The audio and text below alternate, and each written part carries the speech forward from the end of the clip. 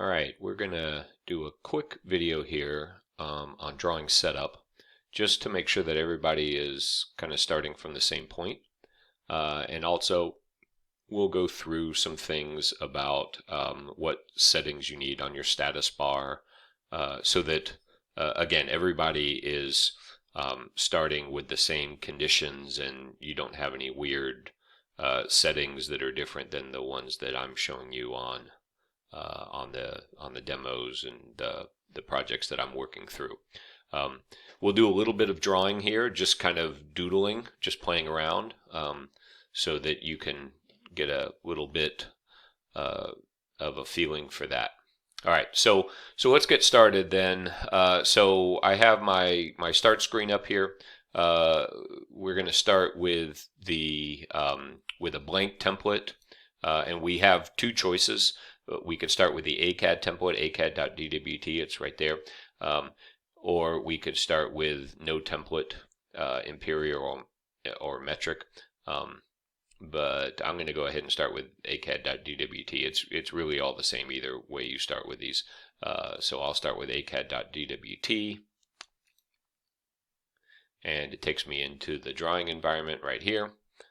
We talked about this in the last video. We have the ribbon and the panels up here, the drawing environment, the different tabs for the drawings, and then down across the bottom we have the command line and the layout and model space tabs, and then on the right hand side we have the status bar. And actually what we're going to focus on right now is just making sure that everybody has the appropriate settings on their status bar so that their drawing and everything is going to work out more or less okay, and AutoCAD is not being a hindrance with the settings. Okay, so the status bar is down here in the bottom right hand corner. Okay, so and we'll go through more of these in detail later in the class as we go through the drawings and add more and more complexity. We'll go through these and turn them off and on and make different changes. But right now we just want to make sure that everybody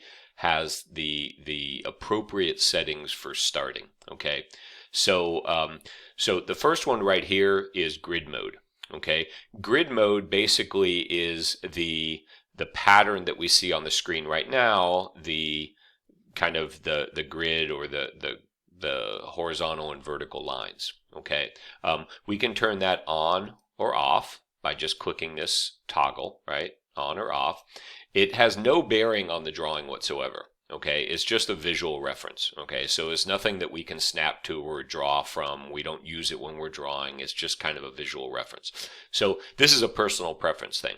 If you want it off, then that's what you're going to be drawing with. If you want it on, then there you go. It doesn't matter. It won't have any impact on the drawing whatsoever. I'm going to keep mine on just because it might help you in your videos. Okay. The next one right next to that is snap mode. Okay, snap mode is basically a grid system like this, but when we turn that on, we're snapping to it. That is to say, we're drawing from discrete points. We do not want this on. Okay, we don't ever want this on. This is really kind of I suppose if you're drawing something that is going to be in known, even units and you just want to quickly do it, I really can't. I struggle to even find a reason to have this on whatsoever. So this should be off. If it's on, let me show you what happens. So when it's on and I go to the line command, notice my cursor is kind of jumping from discrete points. So I can only draw from discrete point to discrete snap point. What are these snap points? I don't know. Okay, so we could set these to distinct units, but that's really not the way that we want to draw. Okay, so we don't want to do that. We definitely want snap mode off. Okay, so we'll get rid of that. The next is dynamic input.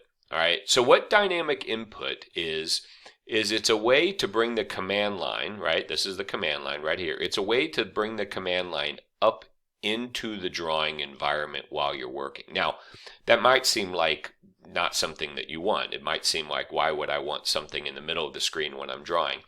And when it first came out as an AutoCAD feature, I was definitely cynical about this, or I did not see the need for that.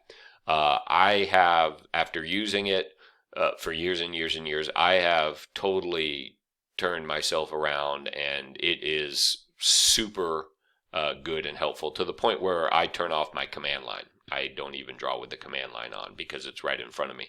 So let me show you what that means, what that looks like. So when I go to the line command and I draw, notice where are my commands showing up? They're on the command line right down here. Okay, so what that means from a practical point of view is I kind of have to split my attention, right? My eyes have to look at what I'm drawing, but they also have to pay attention to what's happening down on the bottom of the screen in the command line area. Okay, now you might say, well, we could move the command line. Sure, we could move the command line up here, wherever we want to. But that seems kind of not like a good thing to do, to move the command line into the drawing environment. Instead, let me show you what happens with dynamic input. So when I turn on dynamic input, and you can see it right there, notice I'm hovering over these to help me recognize which button or toggle it is. So when I click on dynamic input and turn that on, now I'm going to go to the line command, and notice what I have now. I have now the command line has been moved up just off of my cursor or crosshair. Okay, this is kind of like the equivalent of the fighter pilot heads-up display. All right, so you might think, well, that seems like it's just kind of in the way. It actually isn't. It brings your attention into the area where you need to focus. So I am going to draw with this on. Okay, now I suggest that you draw with this on too. It is kind of cumbersome and difficult to get into the habit of paying attention to the command line and the drawing environment at the same time. I know from practice, because I've taught both ways and I've used both ways. So I'm going to suggest strongly that you use dynamic input and keep it on. Okay, I'm going to do all my demos and work with dynamic input on. All right, just next to dynamic input is Ortho Mode. All right, we definitely want Ortho Mode off. All right, Ortho Mode is a great tool to have on when you want to draw orthogonally, and basically that is strictly horizontal and vertical, but we're not going to be drawing like that initially. All right, so and I'll tell you when we can turn it on and off, and when we can use it. It is a good tool, but we don't want it on right now. Let's see, what else do we want to talk about? We're not going to talk about polar tracking. We'll play around with that, but we'll leave it in the correct orientation, or whatever default orientation it is right now. So let's kind of skip all this stuff. Remember, we're not going to go over a lot of the stuff. All the default settings are fine. And let's just get to the workspace switching. Now, you're probably going to have the default setting correct, but just in case you're not, and sometimes it happens that you click things while you're working and things go into different settings and you don't know what it is. So I'm going to show you the workspace switching so that in the case that you're not in the correct workspace, you can get back out. Okay, so what is workspace? Well, the workspace is basically the drawing environment that we see here, the user interface, the ribbon, the panel, all that good stuff. Okay, right now we are in the 2D drafting and annotation workspace. How do I know that? Well, let's go to the workspace switching and let's click on that little triangle, and you can see we basically have 3 different workspaces that we can use in AutoCAD. We have drafting and annotation, where we are now, hence the check mark. We have 3D basics and 3D modeling. All right, now let me switch to 3D modeling just to show you what that looks like. Okay, we switch to 3D modeling. Actually, before we do that, let's just I want you to take a gander at the ribbon and the panels. All right, see what they look like? Draw, modify, annotation. Now let's go to 3D modeling, and notice it switches, and now we have a totally different ribbon, totally different tabs. We have solid modeling, surface modeling, mesh. So it could be that you come in for some reason, maybe you clicked it, maybe who knows why, and all of a sudden you're confronted with this, and you're kind of in, like, you're starting to go into a freak out mode, like, oh my God, what is going on here? How do I fix this? How do I get out of that? All that happened was somehow the workspace switched. So all you need to do is go back to drafting and annotation, and then that's it.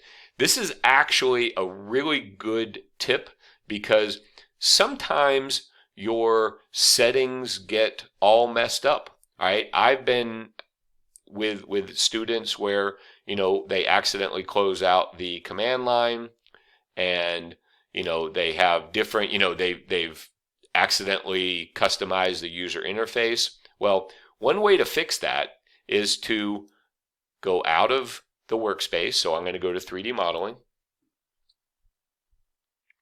and then I'm going to go back to 2D drafting and annotation. Notice when I do that, my command line comes back on. So as a good first fix, like if you come in, you fire up AutoCAD, you're ready to do some drawings, and stuff just doesn't look right. What happened here? You know, your command line is missing. You got all kinds of chaos going on here. As a first check, what you can do is come down to the workspace switching, switch to another workspace, right? And then switch back. It's kind of like the equivalent of turning your computer off and turning your computer on, right? Or turning your car off and turning it back on again to kind of, you know, reset things. All right. So that's the status bar. That's what we're going to talk about with the status bar. Now, if you are missing any of these buttons, so if you don't have the dynamic input button, I should have mentioned this earlier, but we can go over here to see the 3 horizontal bars. That's the customization for the status bar. I'm going to click on that, and you can see everything that's on right here. So there's dynamic input. So if I wanted to turn that off and on, I just click on that. All right. These are all set appropriately. We don't need to turn anything on or off. They're all good to go. So we'll just close that, click outside of it. All right. So that is the status bar. Real quick, some of the settings that we need on that.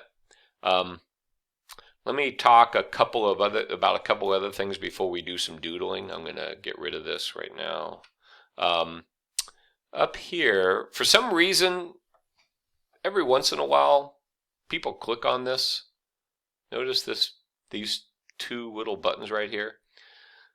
And this can be kind of, this can take us into a little freak out mode too, right? Especially when we're, even for seasoned pros, I suppose, but definitely for new users.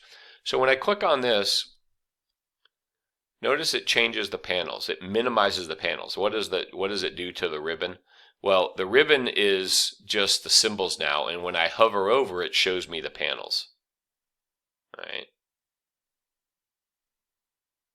What if I click on it again? Oh, now look at that. Now it just gives me the words. Draw, modify, annotation. Let me click on it one more time. Oh, now it's totally gone. Now when I go to home and insert and annotate. So basically, these are settings. This button right here are ribbon settings. All right. And like I said, it has happened that students come in and maybe they accidentally click this button. Maybe somehow it gets set that way, and this is what it is. So you're like, okay, well, what happened now? How do I fix this? Well, there's a couple of different ways you could do it. You could go over here and just calmly cycle through these options. Hey, there we go. There's the first case again, and we click on it, and we go to the second. So these are just toggles that we go back and forth from. All right. If we click on the one right next to it, whoops, there we go. We can see the actual toggle settings. But what was the other thing that I just showed you? Remember? Oh my gosh, the screen changed. How do I fix that? Well, go down to Workspace Switching, switch it to 3D modeling, and then switch it back to 2D drafting and annotation. And there we go. Okay? So, so there's some settings that we can all start at the same point with. Okay, we want the grid on or off. It's your own personal preference. We definitely want snap mode off. We want dynamic input on. We're not going to mess with anything else down here. Well, ortho, we want that off. Okay, everything else is fine. Workspace switching, we want to make sure we're in drafting and annotation, and we can use this as a way to kind of reset things. And this toggle up here for the ribbon, we want it to be maximized like this. I'm not even, comfortable doing it with the smaller ribbons or the minimized ribbons. So, all right. So let's go ahead and just doodle a little bit. And the doodle, this is just something that I want you to do just to get comfortable with the drawing environment. Okay, so we're not going to draw anything in particular. All we want to do is get used to how the buttons work on the mouse. Okay, so I'm in the, I don't have a command loaded. I can see that down on the command line. It says type a command. There's no command loaded down there. And I'm going to go to the line command up here, and I'm going to click. All right, and reading the dynamic input, it says specify first point. So notice as I do that, it's giving me a coordinate readout, right? The X and Y coordinates. The X is in blue right now, the Y coordinate is grayed. So notice as I move, it's updating that. We do not want to draw by using the coordinates that are being shown there. Okay, so that's the first thing. We'll talk more about that later. But so I can click with the left mouse button. That's the select or pick button, and I can move the cursor. All right. Now notice as I move it, I'm getting these green dashed lines that pop up at discrete angles. So this is at 240. This is at 270. This is at 300. I'll get one at 330. So every 30 degrees. This is just a helper tool for drawing. All right. So it's just AutoCAD's way of saying, hey, if you want to draw at a even 30-degree increment, hey, there you go. Right. So it locks it in. We're not doing that. We're just doodling. So I'm just going to click with the left mouse button, click left mouse button, click left mouse button. Now I can either, to end the command, I can do a couple different things. I can hit the enter key or the space bar. Okay, both of those will end the command. The enter key is equivalent to the space bar. All right, or I can hit escape. The escape key is the cancel command. It's actually a very useful command to remember, or button to remember, the escape key. So I'm going to hit the enter key, and it ends the command. All right, so let's go back into doodling. I'll go back to the line command, and again, click with the left mouse button, click, click, click. So we go just like this, and when I'm done, I'm going to hit the enter key or the space bar to end the command. Okay. For moving around in the environment, the easiest way to do this is by using the mouse wheel. Okay, so if I roll my mouse wheel, it's going to shrink and enlarge the drawing. If I push down on the mouse wheel and move the mouse, it's going to go into pan mode. Okay, so I can move this over here. And let's just do a couple more things with the doodle. Go to the line command. So if I wanted to use these angles, all I need to do is click when it's on that green dash line. So I could maybe make something a little bit more precise in terms of its angles. Right. Now, one other thing I want to show you. Notice that you'll see these green squares or green symbols show up sometimes in the drawing environment. These are called object snaps, and right now we have object snaps on. It's this button right here. Polar tracking. It's this button right here, object snap. Okay. We'll talk about that later, but right now I just want to make you aware that those are on, so I can click when I see the object snap, in this case the endpoint symbol, and when I click with the left mouse button, it's going to lock onto that point precisely. So I can click and draw to precise points, like so.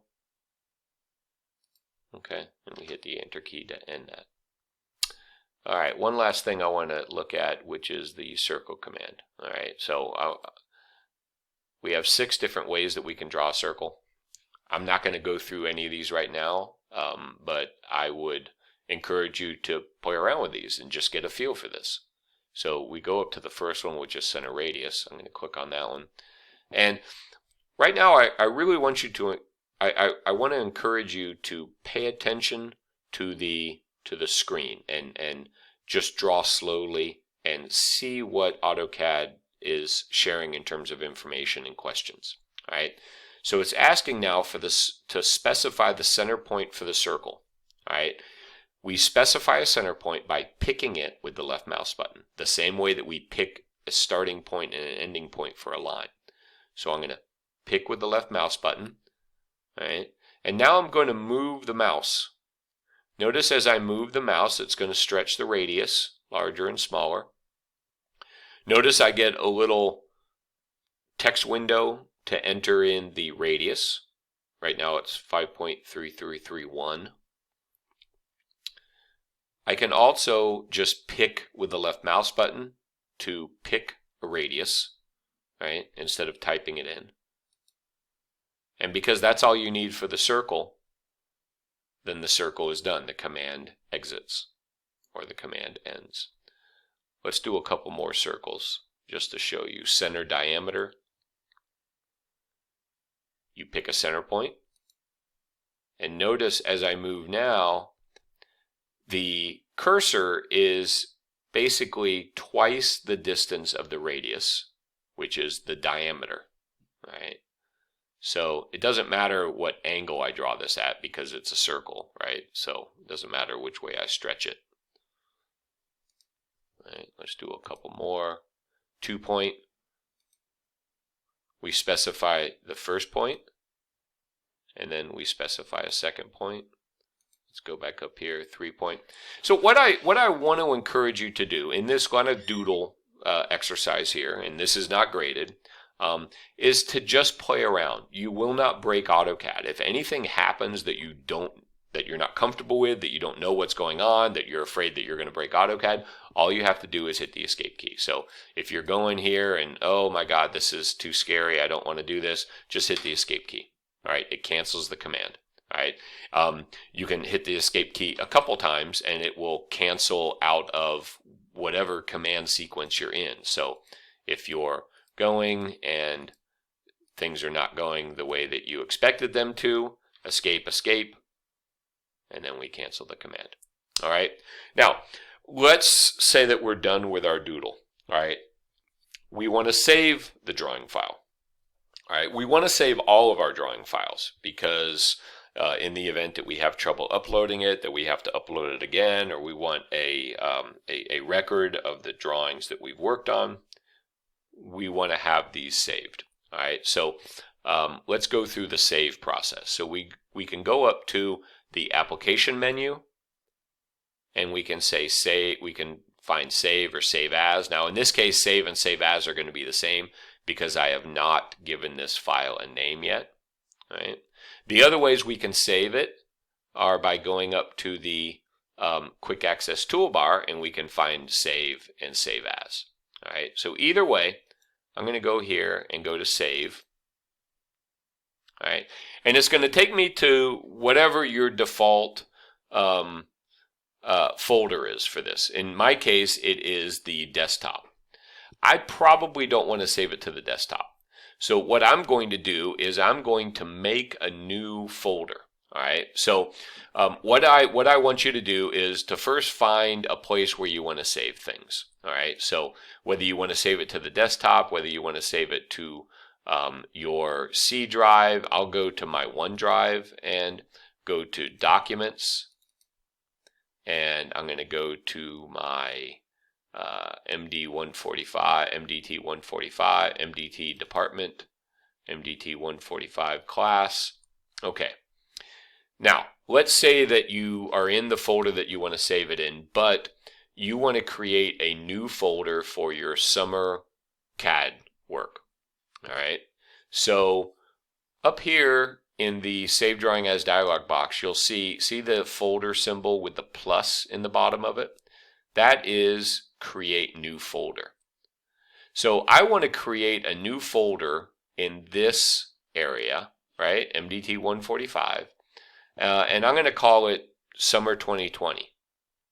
So I'm going to come up here and I'm going to click on this, and it goes in there, and I'm going to call this Summer 2020 and hit enter. And now I want to go into that folder. So I'm going to double click on that folder, and now I'm in the Summer 2020 folder. And now I can click down in this dialog box for file name, and I'm going to call it Doodle-1, right? And say save. All right, and I guess AutoCAD comes up with some little things that I don't want to see right now. All right, now when I do that, notice that Doodle-1, now it's renamed up here. It shows me the whole list of or path for where it is. And let's do one last thing. Let's look at how we can print this or save this as a PDF file. Now, when you're working on these drawings in this class, what I'm going to ask you to do is to submit your drawing files in PDF format through Canvas.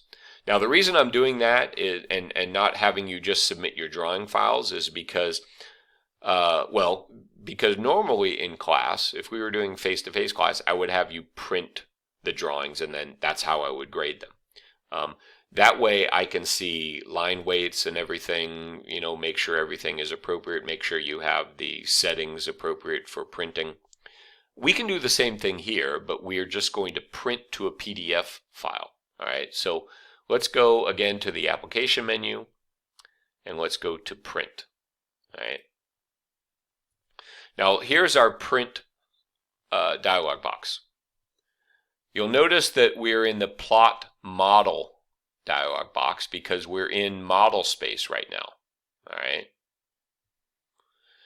Later on in class, as we get to more complex drawings and we go into the paper space system and model space system and printing through paper space, this will be plot layout. All right, but right now we're plotting from model space.